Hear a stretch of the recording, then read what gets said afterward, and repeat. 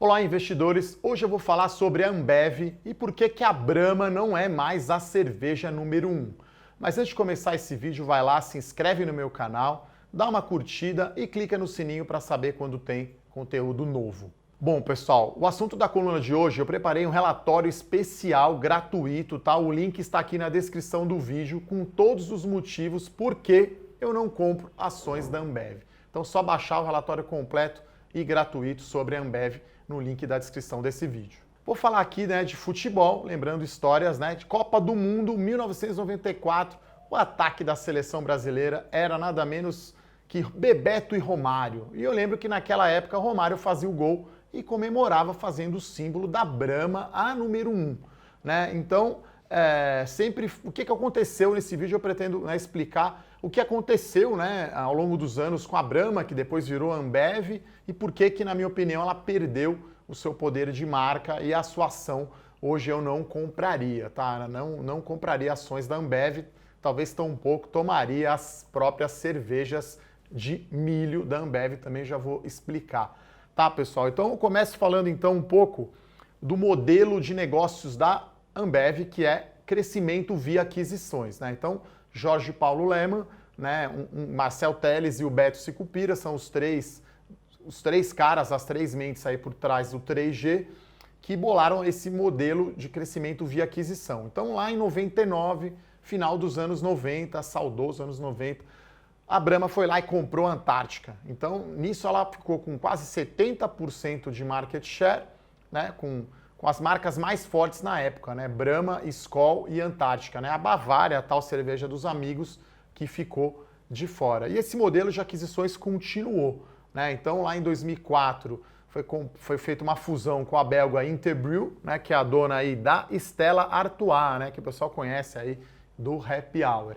Depois da Stella Artois, a próxima aquisição, o gigante americano Anheuser-Busch, que é a dona da Budweiser, Então, lá em 2008, foi a terceira grande aquisição da Ambev. E o último movimento, já a AB InBev, que é a companhia listada lá nos Estados Unidos, a AB de Anheuser-Busch com a InBev, comprou a SABMiller, que era a segunda do mundo, uma cerveja anglo-sul-africana, lá em 2015. Inclusive, algumas marcas europeias até ficaram de fora. Então, hoje, a InBev tem nada menos que 30% da produção mundial de cerveja, e a holandesa Heineken está em segundo lugar com 12%. Então, a Ambev claramente é a maior do mundo. Então, o que aconteceu com a Ambev? Eu acho que Bom, a Ambev tinha três poderes muito grandes em termos de vantagem competitiva. Lá no Moat Score, que é aquele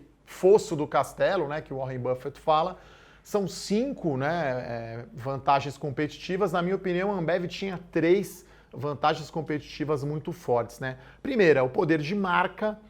Segundo, a vantagem de custo, por ela ser o maior produtor. E terceiro, uma melhor rede de logística e distribuição do seu produto. Então, na minha opinião, ela continua com vantagem de custo, continua com uma vantagem grande na logística e distribuição. O que ela perdeu foi o poder de marca. E aí eu estou falando dos anos 90 para cá, o que aconteceu com a Ambev. Então, os concorrentes até mudaram, na época era Kaiser, Skin Cariol. Hoje a gente está falando, o segundo player é a Heineken, o terceiro é a Petrópolis, tá? Então, aconteceu 3 mudanças principais, tá? Na minha opinião. A primeira é o chamado efeito demográfico, tá? Então, a faixa etária que mais consome cerveja, de 20 a 25 anos de idade, pessoal da faculdade, aquela molecada, Eu também já fui na faculdade, tomava aquela cerveja. Então, esse efeito demográfico foi diminuindo. Então, essa população crescia lá na década de 2000 1% ao ano, a gente está projetando, o IBGE, no caso aqui, projetando que em 2020 essa população vai diminuir de tamanho. Então, essa é a primeira mudança que explica por que a Ambev não está vendendo tanta cerveja assim. Menos pessoas jovens, menos mercado potencial para vender a cerveja.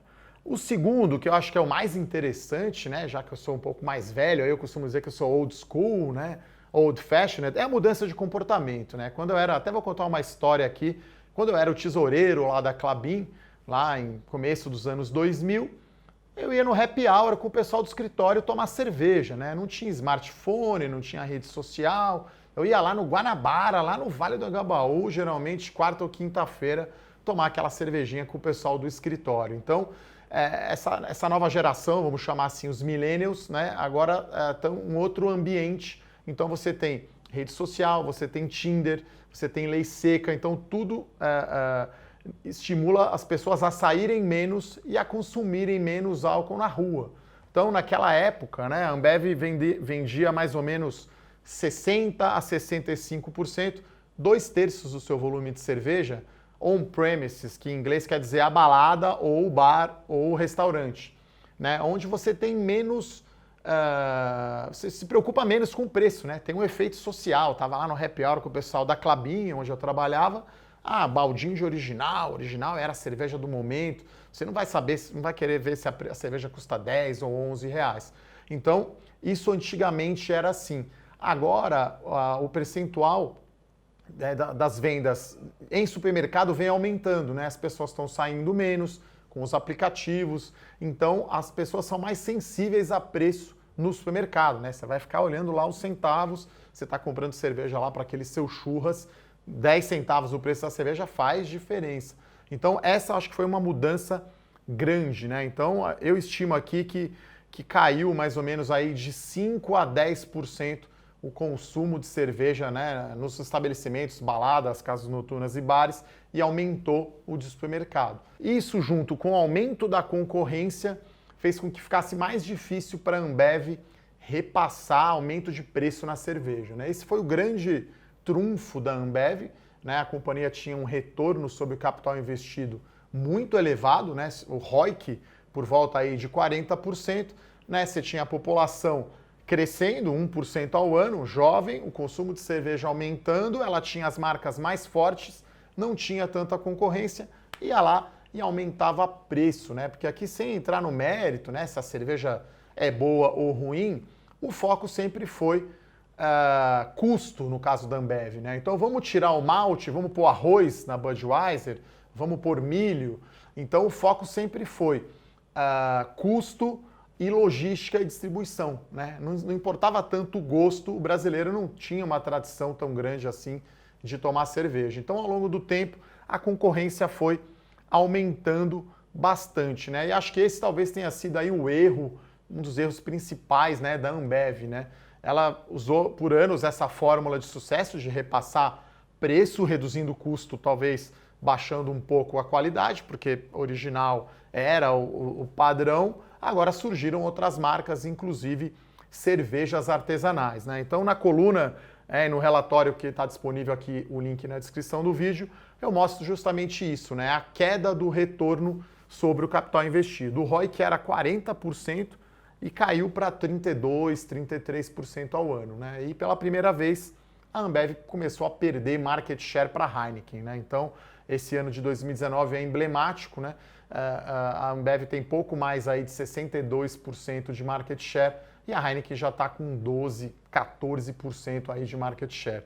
Então, a Heineken está ganhando o mercado porque, na minha opinião, é uma cerveja melhor, né? Quer dizer, é uma cerveja que é puro malte, né? Acho que essa é uma discussão para quem é cervejeiro aí no Brasil, né? Tá escrito puro malte, é ou não é? No Brasil, a legislação dá espaço, né, para cervejarias usarem outros cereais não maltados, né, que eu falei aqui, milho e arroz.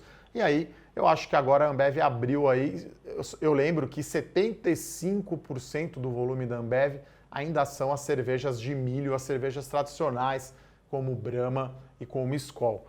Então, acho que eu brinco aqui que a conclusão, né, desse vídeo é que a vida é muito curta para beber cerveja de milho.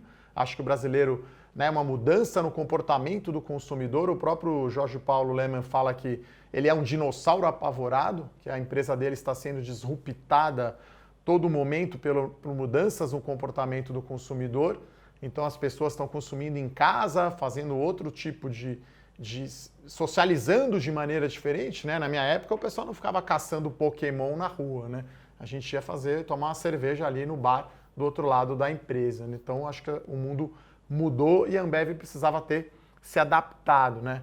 Então o poder de marca da Ambev se enfraqueceu, na minha opinião, a sua vantagem competitiva diminuiu, ela é muito grande, né? Um transatlântico é mais difícil de fazer qualquer mudança e sim, o market share veio caindo, né? Já era 68%, caiu para 62% em 2018 e agora está com 60,9%. A Heineken tem 20,6%. Né? E a Nova Petrópolis já tem 14,6, pessoal. Então a concorrência chegou para valer. E agora é a hora, né, de fazer aquele teste, né, já que eu sou cervejeiro. Então vamos tomar uma cerveja da Ambev e uma da concorrência para ver se fica legal, né? Produção, agora vou ali pegar a cervejinha ali no bar. Bom, pessoal, vou provar aqui a tal cerveja número 1, então, a Brahma aqui, vamos abrir, né? Vamos ver se tem o gosto de milho mesmo, vamos ver se eu aprovo. A ação, não, vamos ver a cerveja. O final é complicado, né? Uma vez que você experimenta uma cerveja artesanal, uma cerveja de mais qualidade, dificilmente o consumidor volta atrás. Então, pedi uma Heineken aqui para a produção, que acho que é bem mais jogo, né? Vamos ver, então, Heineken contra a Brahma aqui, quem que sai na frente? Ou Heineken contra a Ambev. Então... sem merchan, tá? Não tô ganhando nada por isso, só como eu sou cervejeiro e analista de ações. Vamos ver aqui a Heineken, ó, fez até uma espuminha. Não tem comparação, né? Pelo amor de Deus. Nada como malte, lúpulo e água, né? Sem milho. Porque a vida é muito curta para beber cerveja ruim. Baixa aqui o relatório completo para você saber a minha análise, por que eu não recomendo ações da Ambev, tá, pessoal? Então é isso. Um brinde a todos, excelente domingo e saúde!